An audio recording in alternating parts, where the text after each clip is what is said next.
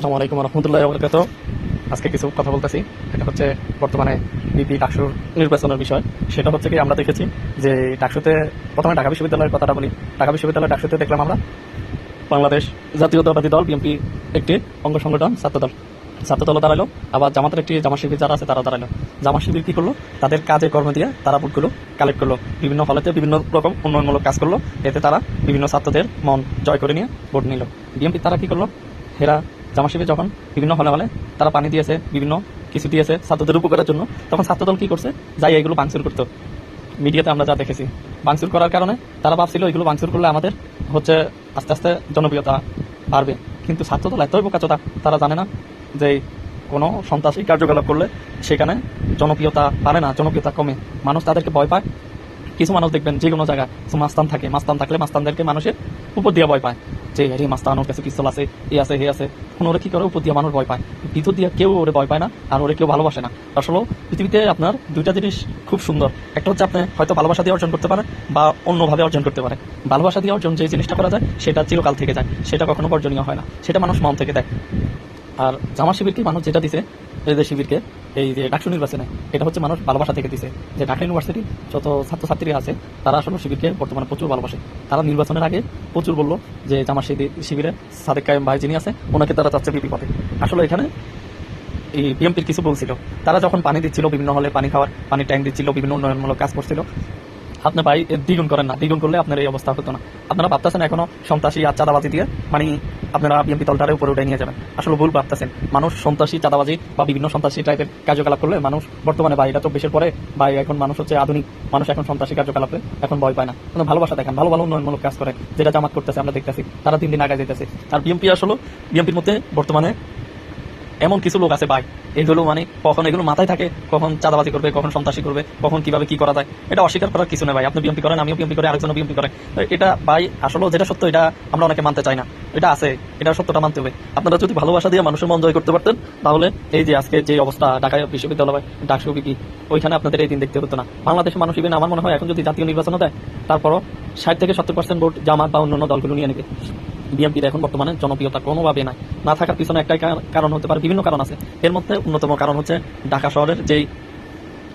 শহরের নগর ভবন নিয়ে বিভিন্নভাবে বিভিন্ন মানুষকে এই যে জাতিদেরকে হয়রানি, এগুলো কইরা নগর ভবনের তালা দিয়ে কতদিন বন্ধ রাখছিলেন, কইরা ভাবছিলেন মানুষের মন পাওয়া যাবে। আসলে সেটা এগুলো করার পরে বিএনপির বর্তমানে আগে যদি 80% জনপ্রিয়তা ছিল, এখন বর্তমানে বিএনপির জনপ্রিয়তা এখান থেকে নামতে নামতে 30% চলে আসে ভাই। সত্যি কথা, এটা বাস্তব কথা, এটা মানতে হবে। আর জাহাঙ্গীরনগর ইউনিভার্সিটির বিষয়টা বলি, জাহাঙ্গীরনগর ইউনিভার্সিটিতে ওইখানে আপনারা বিএনপি যারা আছেন তারাই তো আপনারাই করছেন, বর্তমানে যে উপাচার্য আছে ওনাকে বসাইছেন, বসানোর পরে নির্বাচন দিচ্ছেন, মাঠও আপনাদের, প্লেয়ারও আপনাদের, পাখি দিয়া জমাতে বিপুল ভোটে বিজয় লাভ করছে। ভাই এগুলো কিভাবে হয়? এখন আপনারা বলতেছেন যে বিএনপি যে বিশ্ববিদ্যালয়ের প্রশাসক যে আছে ওনাকে পদত্যাগ করতে হবে, এই নির্বাচন আমি মানি না ভাই। যেটা অর্জন সেটা জিতে গেলে অর্জন, হেরে গেলে বর্জন ভাই। এসব কথা থেকে বাইরে আসেন, সামনে ভালো দিন আছে, এখনো ভালো কিছু করেন, দেশের মধ্যে ভালো ভালো উন্নয়নমূলক কাজ করেন, দেখবেন আপনারা জনপ্রিয়তা যদিও আগের মতো ফিরে পাবেন না, জনপ্রিয়তা যেটুকু নষ্ট করছেন ওটা তো ফিরে আনা সম্ভব না, তারপরও ভালো ভালো কাজ করেন, উন্নয়নমূলক কাজ করেন। বিএনপির অনেকে বিভিন্নভাবে চাঁদাবাজির সাথে যুক্ত, এটা অস্বীকার করার কিছু না। এইসব জিনিসপত্র বাদ দেন, দেখবেন ভাই এসব করে আপনারা মনে করেন আপনারা দলীয়ভাবে ক্ষমতায় চলে এসেছেন, আসলে এটা সম্পূর্ণ ভুয়া। আপনারা এখনো নির্বাচন হয়নি, আপনারা দিন দিন সাধারণ জনগণ থেকে দূরে সরে যাচ্ছেন। আগে যদি 80% মানুষ বিএনপিতে ভোট দিব ভাবছিল, এখন আপনার এটা 30% চলে আসছে, 70% ভোট আপনারা নিজের পায়ে কুড়াল মায়েরা নষ্ট করছেন। এখানে আর কিছু বলার নাই ভাই, এখনো সময় আছে যারা আছেন। আর বিএনপিতে একটা সমস্যা কি আমি যেটা দেখছি, আর ভাই হামাহামি নতুন নতুন নেতার আগমন, যারা এত 17 বছরও বিএনপির নাম লইতো না, আমলিকে ছায়াতলে ছিল, আমলিকে মিছিল মিটিং এ যাইতো, এরা এখন বড় বড় বিএনপির নেতা পাই। এই জন্য আজকে বিএনপির অবস্থা ভাই।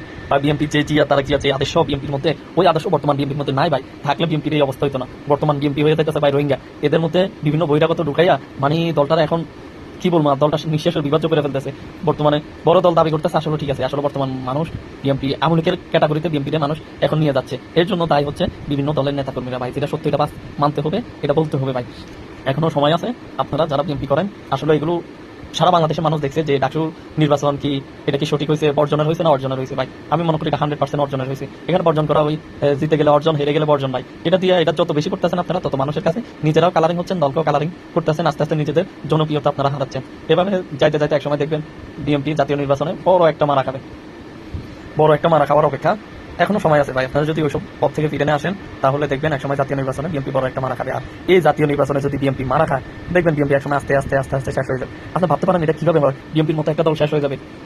ভাই এটাই সত্যি, বাঙালি জাতি সবে পারে ভাই। আপনারা যদি ভালো না হন, ভাবতেছেন আপনাদের বড় বড় আছে, পদ আছে, বড় বড় আছে বাংলাদেশের মানুষ। ভাই যারা বিএনপি করে দেখেন প্রত্যেক এলাকায় কয়জন মন থেকে বিএনপি করে।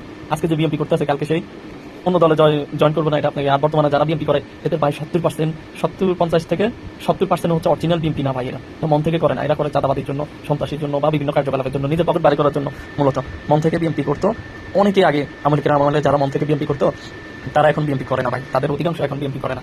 আপনি এটা কেন করে না? এটার কারণ হচ্ছে বিভিন্ন অপকর্মের জন্য, বিএনপির বিভিন্ন কার্যকলাপের জন্য করে না। আবার বিএনপির মধ্যে ভালো ভালো অনেক নেতা আছে যারা সন্ত্রাসী করে না, চাঁদাবাদি করে না, তারা আস্তে আস্তে তাদের দিক দিয়ে আগে যাচ্ছে ভাই। ভাই এটা সত্য, এটা বাস্তব সত্য কথা মানতে হবে। আপনি জামা শিবির, রাজাকার টাজাকার যা বলেন ভাই, বাংলাদেশে এখন এগুলো খায় না। বাঙালি জাতি বর্তমান যে প্রজন্ম ভাই, এরা 5G খেলার প্রজন্ম ভাই, এরা খুব অ্যাডভান্স ভাই। এরা এটি খায় না, এরা জানে সত্য কি বাস্তব কি, এরা দেখে।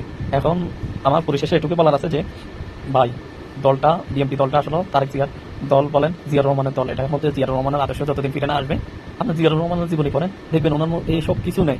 জামাতের যে রাজনীতি বর্তমানে সেম আদর্শ ছিল জিয়াউর রহমানের আদর্শ। ইসলাম বান্ধব, তারপরে সন্ত্রাসী, চাঁদাবাজি, এগুলো মুক্ত ছিল বিএনপি। জিয়াউর রহমান যত বছর দেশ চালাইছে, আপনি ওনার জীবনী পড়েন, পড়লে আপনি ভাই এগুলো কিছুই পাইবেন না, আমি যেটা বিশ্বাস করি। আস্তে আস্তে সকলে সাবধান হন, নিজেরা আর একটু অ্যাডভান্স হন, কার্যকলাপ ভালো করে করেন, অনৈতিক কোনো আচরণ করবেন না দেশের জনগণের সাথে। আপনারা ভাবতেছেন যে আপনারা ক্ষমতায় চলে আসেছেন, আসলে কিছু না। যার বাস্তব প্রমাণ হচ্ছে আমাদের ডাকসু নির্বাচনে আমরা পেয়েছি। ওকে, সকলে ভালো থাকবেন। আসসালামু আলাইকুম।